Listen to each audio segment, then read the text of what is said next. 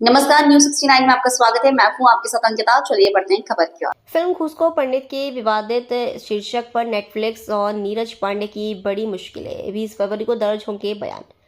Film निर्माता नीरज पांडे की आगामी फिल्म घूसखोर पंडित के शीर्षक को लेकर विवाद गहरा गया है। जबलपुर के फिल्म पटकथा लेखक और ज्योतिषी पंडित वैभव पाठक द्वारा दर्ज कराए गए आपराधिक मानहानि के परिवाद पर संज्ञान लेते हुए न्यायिक दंडाधिकारी प्रथम श्रेणी पंकज सविता ने आगामी 20 फरवरी को परिवादी के बयान दर्ज करने के आदेश दिए। परिवाद में तर्क दिया गया है कि पंडित शब्द विद्वता और सम्मान का प्रतीक है, जिसे घूसखोर जैसे अपमानजनक विशेषण के साथ जोड़कर पूरे ब्राह्मण समुदाय की सामाजिक प्रतिष्ठा को ठेस पहुंचाई गई है। अधिवक्ताओं ने कोर्ट में दलील दी कि यद्यपि शीर्षक बदलने की बात कही जा रही है, लेकिन सोशल मीडिया और समाचार पत्रों के माध्यम से इस नाम का व्यापक प्रचार कर मानहानि का अपराध पहले ही घटित किया जा चुका है।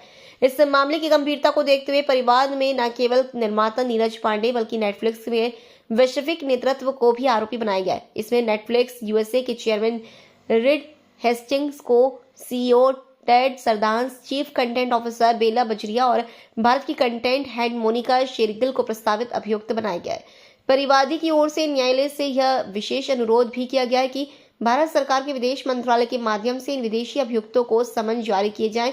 याचिकाकर्ता का स्पष्ट मत है कि किसी भी वैश्विक कंपनी को व्यावसायिक लाभ के लिए भारतीय समाज की सांस्कृतिक संवेदनाओं और ऐतिहासिक प्रतीकों का अपमान करने की अनुमति नहीं दी जा सकती।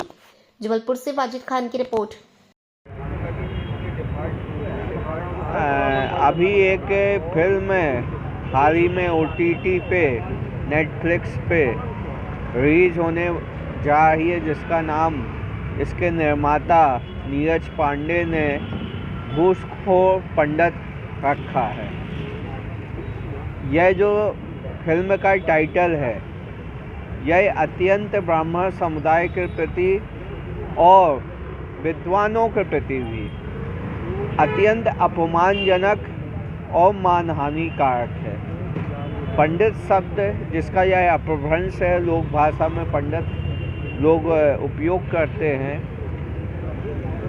इस फिल्म का टाइटल जानबूझकर रखा गया, जिसके विरुद्ध फिल्म पटकथा लेखक वैभव पाठक, पंडित वैभव पाठक के द्वारा JMFC न्यायालय माननीय श्री पंकज सविता जी के समक्ष परिवाद मानहानि का प्रस्तुत किया गया, जिसमें आज सुनवाई में यह बात हम लोगों ने मुख्य रूप से प्रस्तुत किया कि सर्वोच्च न्यायालय ने भी कल के फैसले में माना कि यह जो शब्द है यह अत्यंत अपमानजनक है।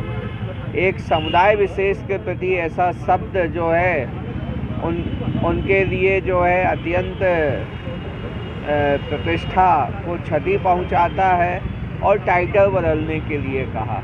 हमने न्यायालय के समक्ष यह बात तर्क दिया कि इस फिल्म का ट्रेलर का इतना सोशल मीडिया, इलेक्ट्रॉनिक मीडिया और अन्य समाचार पत्रों, अन्य माध्यमों में इतना प्रचार ऑलरेडी किया जा चुका है, जिससे ये जिसको सुन के और जिसको चर्चा में जब ये इतना चर्चित हो गया है कि परिवादी इससे बहुत आहत हुआ।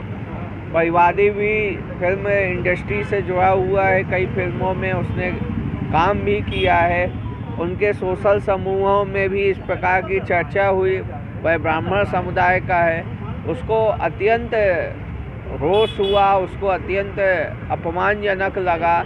तो यह जो प्रतिष्ठा की हानि हो चुकी है, ये जो अपराध घटित हो चुका है, डिफेमेशन का, उसकी क्षति नहीं की जा सकती, और ये आपराधिक कृत्य है भारतीय दंड संहिता पे, जिस पे तर्क के बाद माननीय न्यायालय ने 20 फरवरी को इसमें परिवादी के बयान दर्ज करवाने के लिए आदेशित किया है।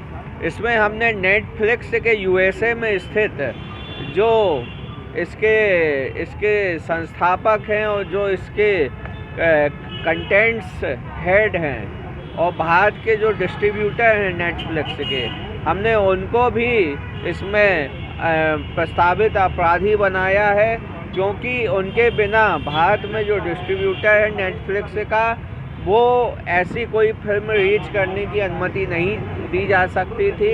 और हमने इसमें कहा है कि भारत सरकार के विदेश मंत्रालय के माध्यम से उनको नोटिस और सम्मन की कार्रवाई की जाए, ताकि ये जो विदेशी अभियुक्त हैं जिन्होंने भारत में अपराध किया है उनको भी मानहानि की सज़ा दी जा सके। ये माननीय जेएमएफसी न्यायिक दंडाधिकारी प्रथम श्रेणी पंकज सविता जी के समक्ष ये परिवाद था। फिलहाल इस खबर में इतना ही। आप बने रहिए News 69 के साथ। नमस्कार।